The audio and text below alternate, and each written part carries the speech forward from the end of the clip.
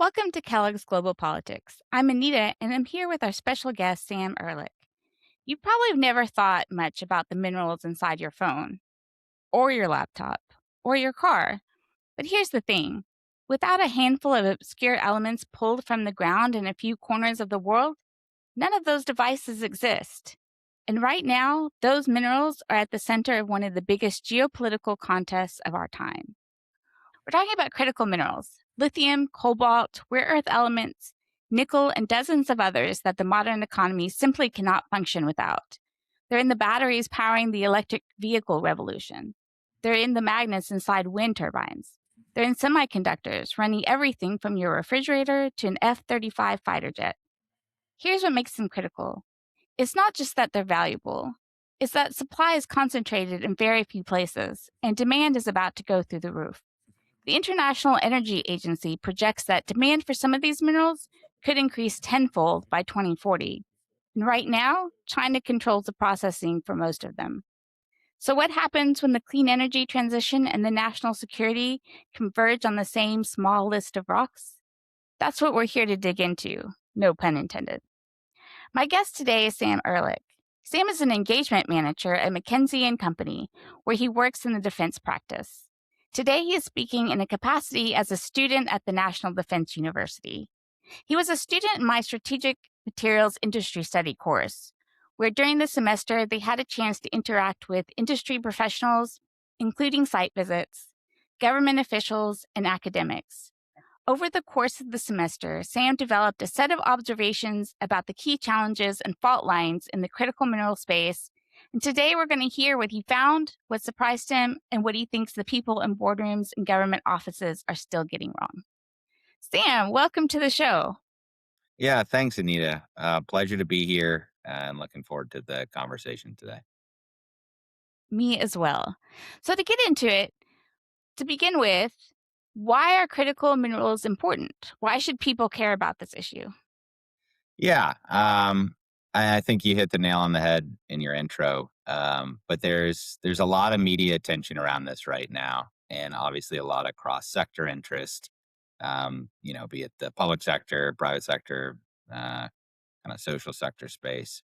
I think the simplest framing for why they're critical is kind of what you talked about. Every technology that defines our modern world runs on a critical group of minerals, and that could be the 60 that USGS has designated. It could be a couple dozen more. It could be a couple dozen less.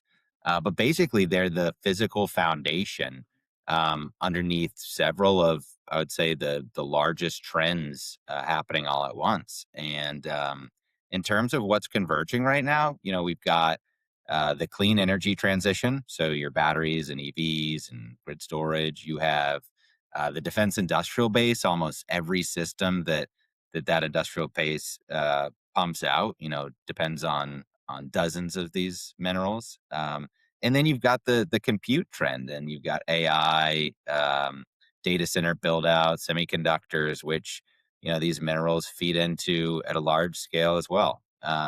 So you've got these three enormous kind of simultaneous demand waves, and they're all pulling on the same constrained supply or set of materials. And then it gets a little bit more complex. I'm sure we'll get into this, but you have the commercial complexity, and then you have the national security complexity, and that's where it gets really tricky. Based on the dependence on foreign inputs. I'm sure we'll get into that. Yeah, exactly. So, you've touched on this a little bit, but can you go into a little more detail about the most important concerns regarding critical minerals? Yeah, yeah, and I think if you look at where the U.S. is coming from on this, it's worried that I guess the minerals that we need for weapons and chips and batteries, etc., they depend on supply chains controlled or influenced by China, and especially on the processing and refining piece, not just the mining piece. And so I think there's a real fear here that in a crisis, and we've already seen signs of it, but that China or another adversary could cut off or slow roll, or even price spike key inputs. And that would leave the U.S., both the defense industrial base as well as the economy writ large, very vulnerable, and possibly unable to build systems that we depend on, from a defense perspective and from a U.S. average consumer perspective. And so I think we've seen this in some of our like national level strategy documents, whether it be the national security strategy or some of DOE's priorities. It comes back to this point. And so I'd say, certainly from the public sector perspective, there's real concerns, and then the commercial sector as well. When you think about the operation side of this, there's real implications for production delays, plant shutdowns, higher input costs. And so it's not just a public sector concern. Um, Certainly, the national security perspective is sort of a more immediate case, but I think the commercial sector is equally concerned. China, in response to Trump's trade tariffs the previous April, responded by restricting certain critical minerals. How has that affected the U.S. to date? Yeah. Yeah. I think, and there's been a history of this since even back to, 2009, 2010. But yeah, even in the past couple of years, we've seen them restrict either through licensing or other kind of export controls, antimony, gallium, germanium. I'm probably forgetting a few, but yeah, I think this has real export concerns. I think U.S. industry is very much affected by it, and they're dependent on that supplier base. And so part of that U.S. Kind of commercial sector is the DIB, and so this ultimately gets back to the criticality of national security priorities, and it affects them. Uh, if you just look at the kind of supply and demand curve, when China restricts these things, it really challenges the assumptions that our commercial sector has been built on. Yeah, I was reading recently that about a third of all the Pentagon's programs are at risk of shortages if these trade barriers are not pulled back. And in fact, this was supposed to be a very important topic between Trump's recent visit to China with Xi. There was some disappointment that nothing more concrete was done, although they keep agreeing to talk about it some more. So it's definitely, as you said, a pretty serious issue and an ongoing one that impacts national security, but also the commercial side, as you mentioned. What experience most impacted the way you looked at the industry? Yeah, from the semester, Yes. yeah, I would say, a lot of our domestic field site visits were pretty impactful in terms of just gaining knowledge around the challenges with this industry, um, and just better understanding it. But I would say visiting MP Materials and being kind of currently the only operating rare earth mine in the U.S. Was really insightful. I think as we were standing there looking at that open pit, and I think the one thing that lands there is that you hear in the news about the rare earth shortage and kind of some of the hysteria around that. And we actually do have the geology, we have the resources. We are not a resource poor country in the sense of what's in the ground. But what we lacked was the capacity to actually and the ability to actually capture the rest of that value chain after actually having the minerals in the ground. And I think MP is an awesome case study in that full value chain actually being able to be onshore. And they've been focused on domestic magnet manufacturing, and in partnership with the public sector, um, have essentially built kind of an end to end, or are building an end to end capability from kind of resource all the way to finished magnet. And so I think it's a case study in certain cases, onshoring can be successful.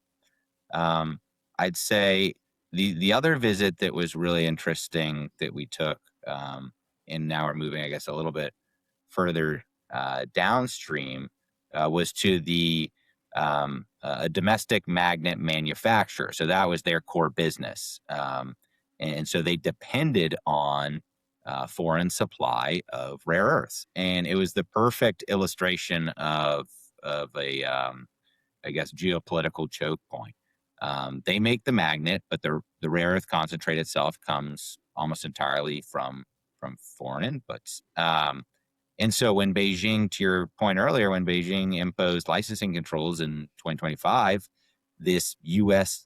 kind of core defense supplier was suddenly exposed in a major way. And their workaround, no fault to them, but their workaround almost seemed improvised. And it just shows how a shock like that can really affect our commercial sector. We have most of the minerals in the United States, and that kind of gets lost in this discussion. But what is difficult is the economics of even extracting them, although we do better at that than the other part, but particularly processing, the midstream processing, and then the downstream producing magnets and the goods we need. And that's where the real chokehold that China has over us. Even if we extract it, we have to send it to China to have them process it, make them into magnets, and then we are reliant on those goods. Absolutely. The class spent a week in Chile and Argentina studying their approach to critical minerals.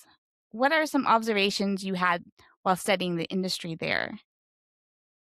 Yeah, I think it was really interesting getting an international perspective from countries that kind of outside of the U.S. and Australia and Western Europe, and I guess Canada. But yeah, so I guess in Chile and Argentina, with Bolivia, they formed the lithium triangle, and that they have, I think it's over 50% of known global lithium reserves. So we're talking that geography in the south is genuinely strategic territory. I think, in terms of our trip to Chile and Argentina, what struck me about Chile was, I guess, how deliberate the state involvement was. So they have Codelco, which is the state-owned copper company. But Codelco has also been handed the lead on Chile's national lithium strategy. And so it just shows that, the push by to have a meaningful stake for the state in these operations in this industry. But then, we go just across the border to Argentina, and Argentina under Milei is almost the complete opposite image. There's deregulation, there's lifting capital controls, there's sort of a race to attract foreign capital. And Argentina's making this push. They're offering these large kind of regulatory stability opportunities, locked in through decades through this new framework that they have. RIGI, RIGI is the acronym.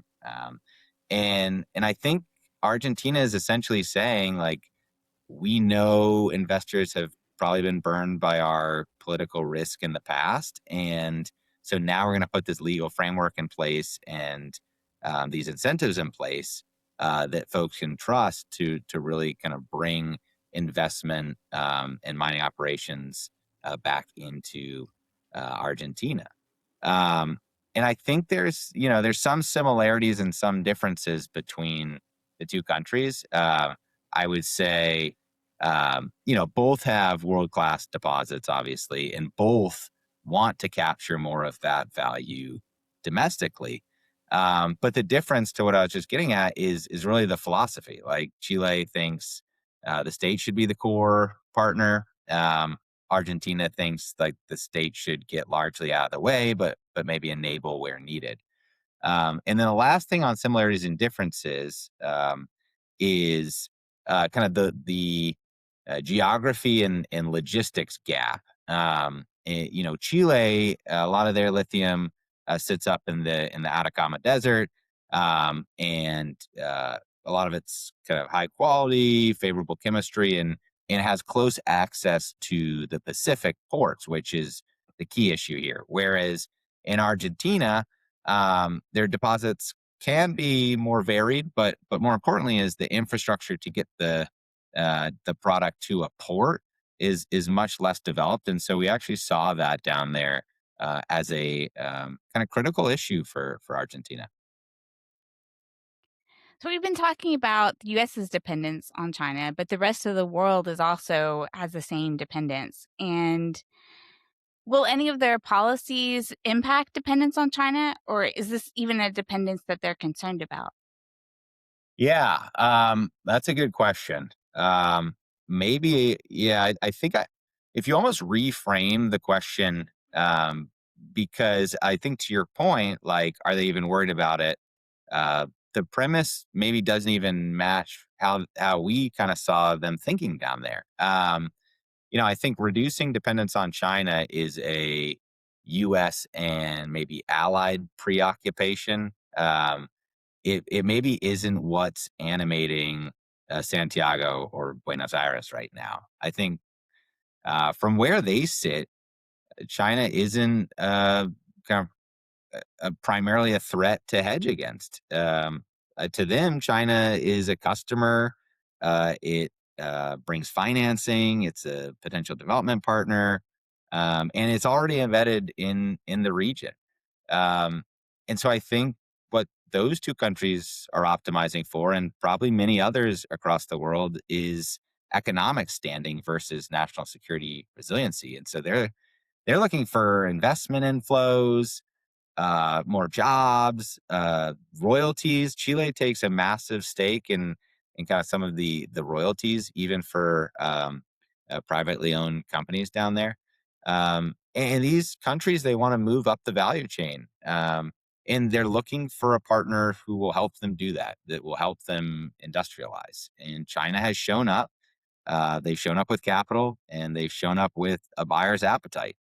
And so I think to what kind of we've been talking about, the national security framing that the U.S. focuses on and that U.S. policy focuses on isn't some of these other countries maybe organizing principle.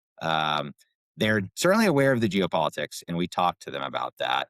I just don't think it's their core motivation. Right. One of the things that also sparks this question is memorandums of understanding that the US has signed with both Chile and Argentina on cooperation with critical minerals. Part of this is some pressure that the United States puts on them to be work less with China. What was their attitude about that? Yeah, I think it'll be an interesting question that we'll see play out, over the next couple years, over the next 5 years. Um, you know, China is a major player in this industry, and not just from some of the things we were talking about, bringing capital and investment inflows and sometimes even best practices into these places. There's a dependence on China controls. People have estimated, I think, 60 to 90% of processing and refining for the whole list of critical minerals. Some of them obviously less so, but I think when you average it out, and and so until that shifts, until there is meaningful processing and refining in other places, uh, you know, countries will almost have to rely on China, and so it'll be interesting to see as these kind of memorandums of understanding and other trade agreements come out, how that'll play into this, because there's this massive dependence um, that until someone starts to bring operations online elsewhere for processing and refining, it will be the key player. So obviously they have a lot of lithium. Do you think putting that lithium on the market alters the dependence on China, or is just the processing part of it so concentrated there that it doesn't make a big difference geopolitically?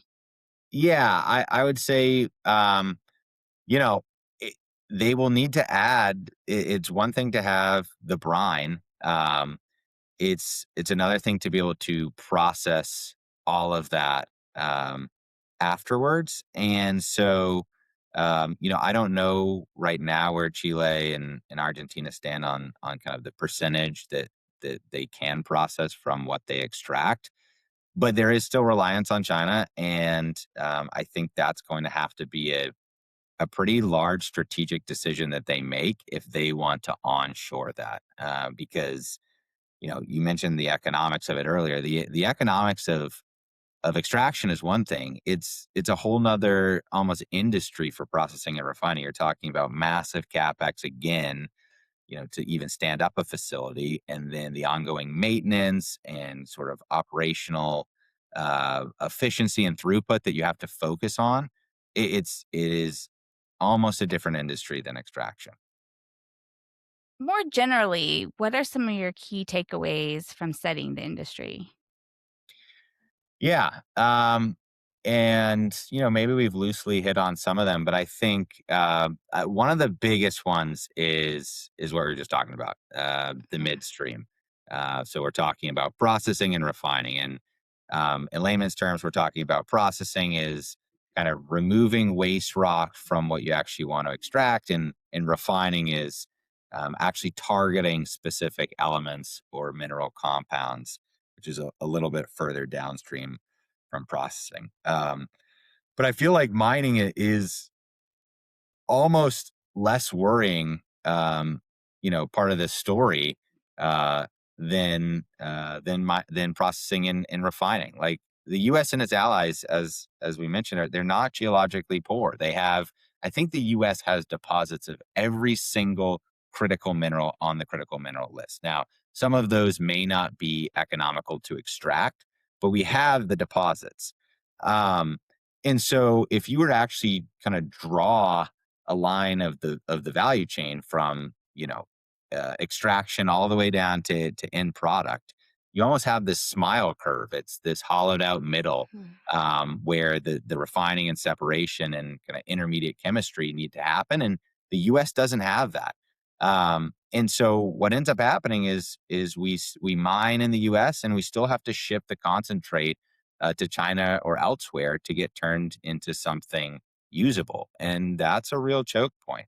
And I'd say the other piece of this, aside from the broader issue, is a more specific one, and that is that there is massive opportunities in extracting byproducts, and so these are the minerals that kind of naturally attach themselves to a host metal.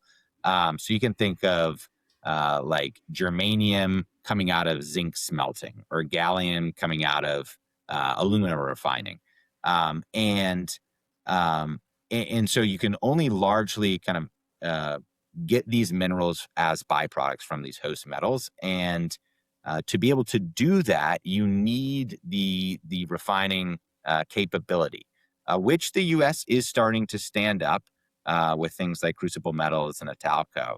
But I mean, there have been studies that have looked at this and feels pretty confident that even a small percentage recovery rate of some of these byproducts, gallium, germanium, tellurium, indium, etc., as a small percent could meet our actual demand need. And so that's the other piece of this processing, or this kind of smile curve in the middle, that is really important.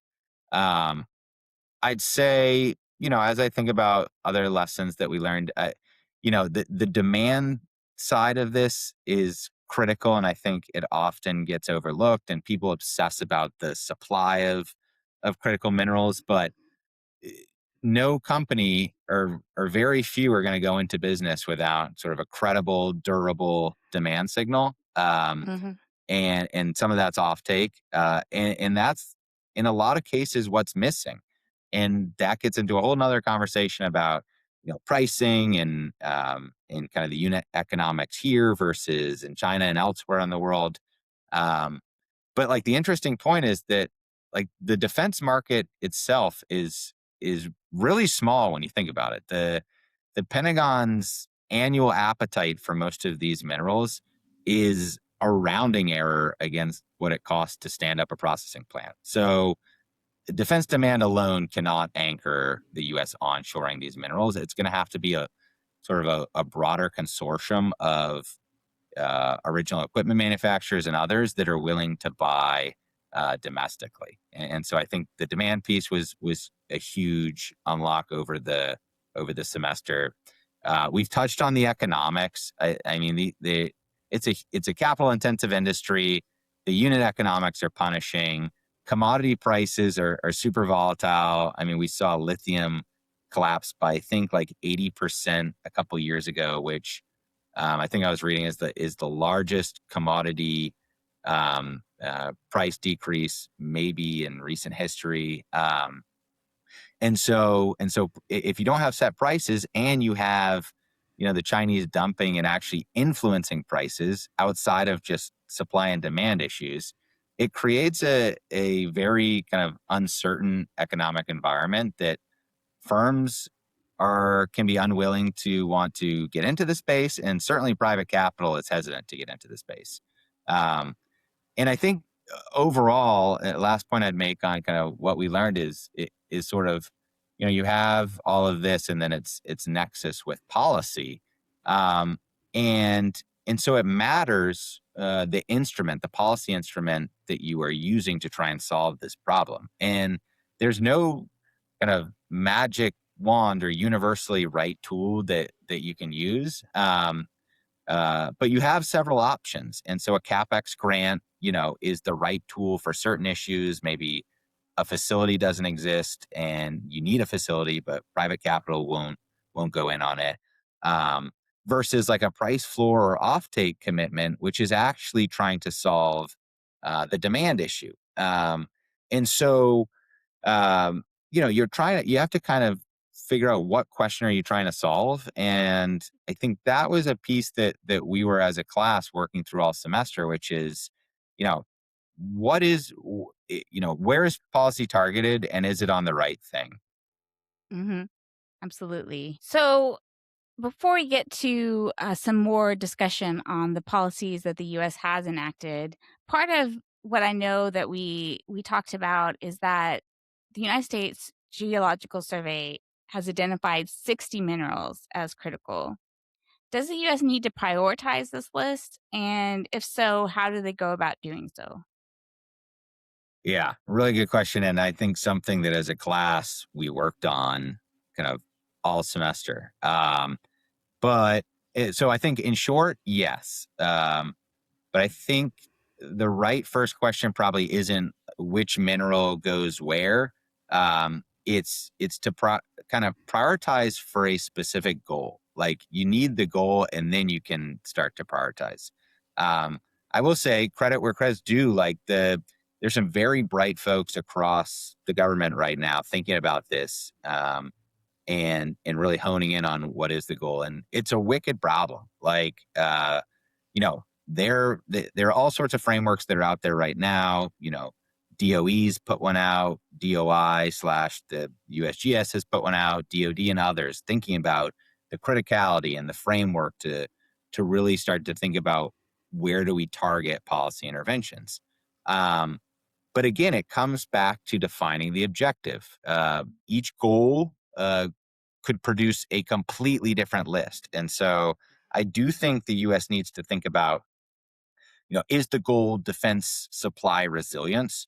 Is our primary goal to make sure that the Pentagon can build weapon systems through a crisis? Or is our goal economic competitiveness across the value chain, across the smile curve that we were talking about? And that's a totally different goal to go pursue. And then is the goal kind of reducing near-term import dependence? Or how long are we thinking about doing this? Because certain companies aren't going to get involved in the business if this is a short-term initiative. Um, and then there's the strategic choice that we kind of talked about earlier underneath all of that. And that's, and the kind of getting back to the smile curve, like, are we trying to secure the whole supply chain for one of those goals? Like in the instance of example of rare earths, are we trying, you know, from rare earth, in the ground all the way to magnet or component? or are we just trying to guarantee access to the material and getting to like, rare earth concentrate or oxide? Um, and those are very different ambitions. And it's certainly a different price tag depending on the goal. And so I think that's the first step before you say let's prioritize the list of 60 that the USGS has put out. Let's first align on a goal. And I truly think that in the conversations that we've had, it sounds like that's happening um, with the NSC and others. Uh, but I think that's step one. So, what are the top three challenges in the United States to effectively develop this industry? Yeah. And that's tough because I mean we probably came up with a list of, I don't know, probably over 20 different discrete challenges. But I would say maybe first is like the largest kind of strategic challenge is this inherent misalignment between sectors. And, you know, there's national security interests, and then there's commercial economics. And sometimes those line up, and other times they do not. And so, a mine or a processing plant, it can be strategically essential for national security, but it can be commercially unviable at the exact same time. And so, when the two align, the policy problem, I think, becomes a little bit easier. There's a big commercial market for something, maybe lithium for EVs, that also happens to serve defense. So private capital doesn't, need to be, or private capital does most of the work. Government doesn't need to be so involved in it. Um, but the hard case is when they don't align. And that's when you have kind of low volumes of these materials that are defense specific, like take samarium as an example. Um, and and so then the government almost has to price national security resiliency. Has to make a decision on like what is national security resilience worth? How do we actually decide how much to put into samarium or whatever it is? And is it worth fully financing a processing plant or a mine that may never turn a profit? Or is it worth subsidizing a OEM, or original equipment manufacturer, for the long term? Um, you know, should we be paying a multiple of a price that's used in other parts of the world to keep a domestic capability alive? And this all gets back to that strategic goal question. But I think right now we do not have a way that I know of to price kind of national security resiliency, and so some of these decisions end up getting made late and on a case by case basis, and sometimes only after a crisis begins. And so I think the misalignment, and it's inherent between the commercial markets and national security resiliency, was the first and biggest kind of strategic challenge. Um, and then we talked about kind of the demand issues. I'd say Hmm. that was kind of the second macro challenge. And I know you only asked for three, but I'd say in terms of targeted challenges, maybe the big ones that kept coming up were the processing piece, which we covered, the hollowed out middle. Workforce and technical Hmm. capacity is a huge one.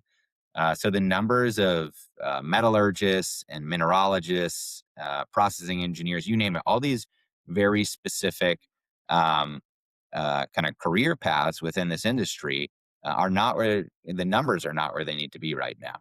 Um, and then I would add, and this came up at the beginning of our semester as it was in the forefront of all of our minds, and I think it's received a ton of attention in the media. But permitting, and it's worth a mention as a major challenge.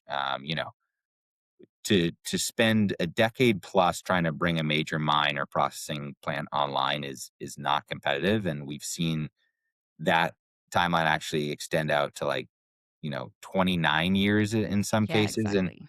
yeah, and so that's if this is a goal of ours, that's a real problem. But I don't think it's the deepest strategic challenge.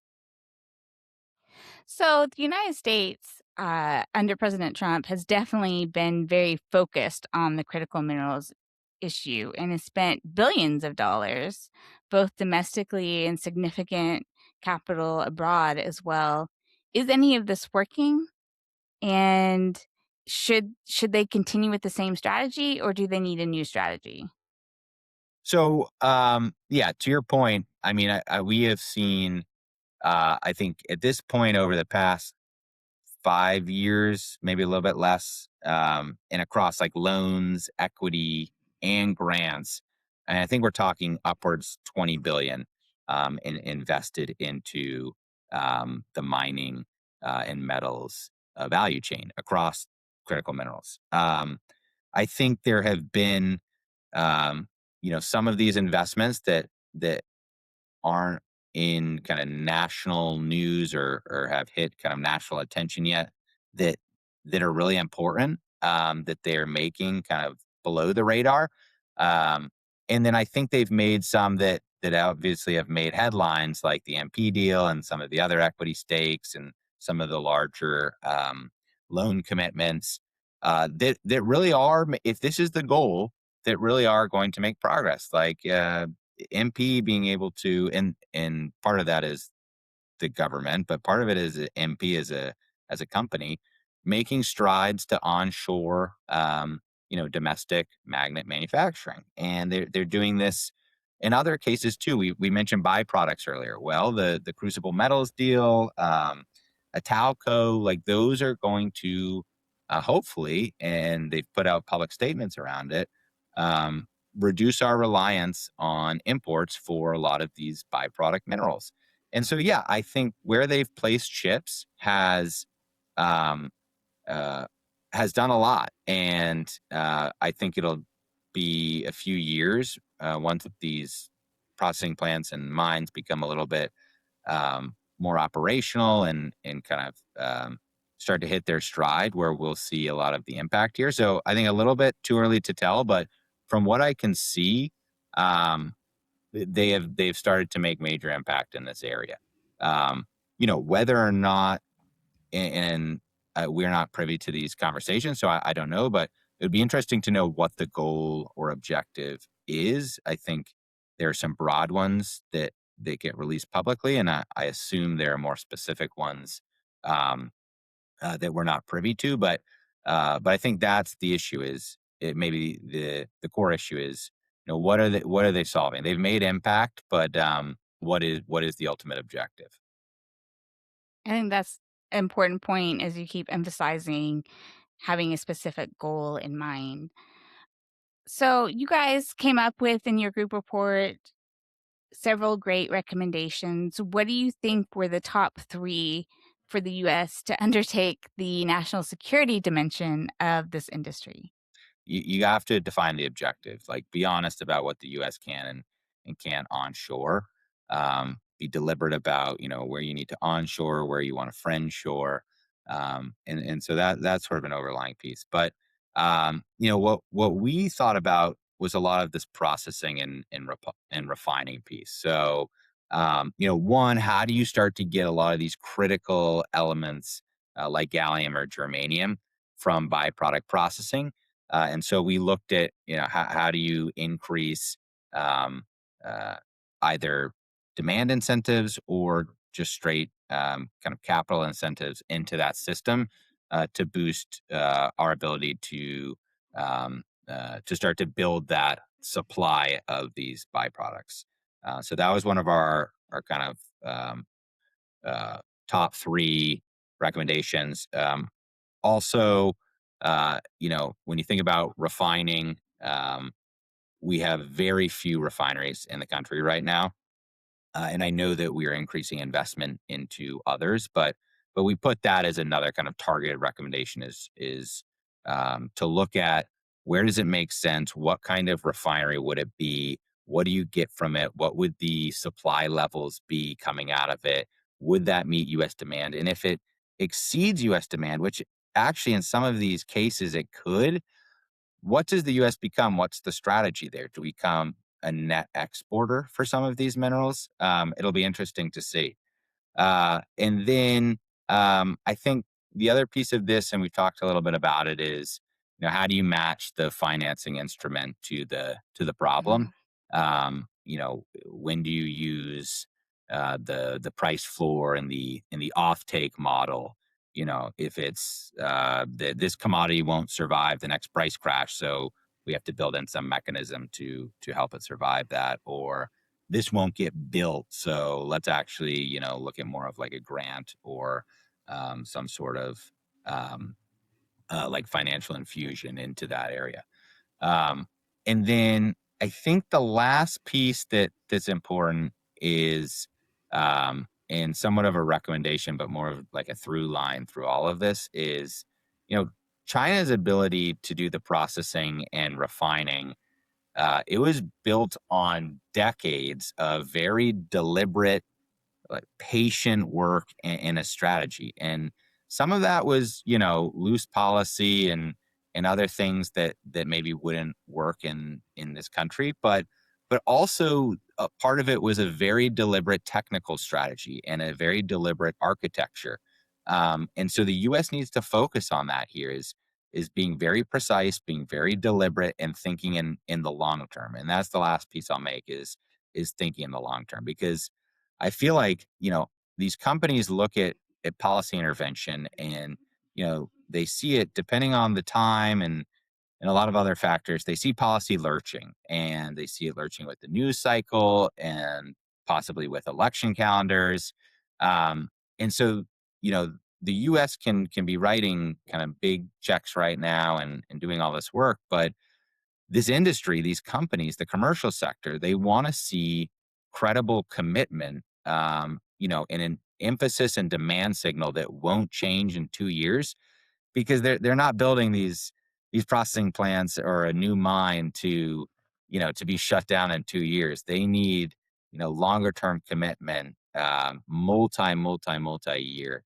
And so I think if the U.S. can think about how does it ensure that you're protecting these companies over the long run and that they trust you, that'll be one of the biggest issues for them to solve. That's great. Well, thank you so much for coming on a show, and I think we all learned a lot from you. I think it was a great class, and I think you did a great job representing the findings that you all came up with. No, thank you, Anita. Yeah, it was an amazing class. Thank you for all your work in it. Obviously, Greg as well. But in the class as a whole, this was a group learning experience. Our product was a group learning experience, and yeah, it was a phenomenal experience. So thank you again. Yeah, well, thanks for being here. I just